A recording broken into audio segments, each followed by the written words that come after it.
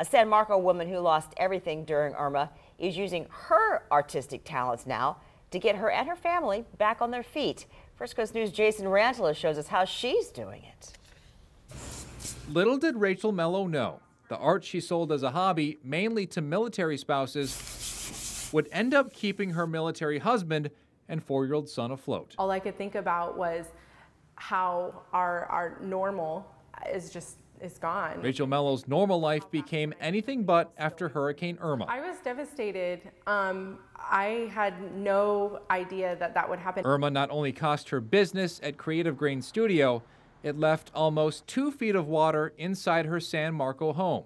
She lost furniture, dressers, beds, even her wedding dress. It was clear how bad it had gotten because things that were in a back room had made its way through the kitchen, and they were sitting at my front door. And to make things worse, Racheal says her lease was up and her landlord decided to clean the place up and rent it to someone else. I think the toughest thing to lose was our home. After finding out last week that her insurance wouldn't cover any of her losses, I sat down.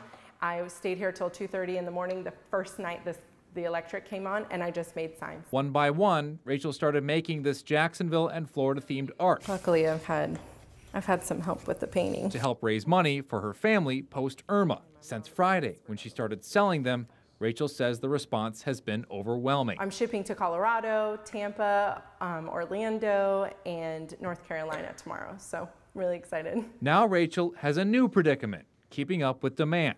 She says the result of her art hit home during a trip to Target. I was buying socks and underwear for my son that, he desperately needed, and I was just so fortunate that other people have come to help us to do that. My mom's an expert on the wood, so she will cut it and sand it for me. Using talents to overcome tragedy. In San Marco, Jason Racheal, First Coast News.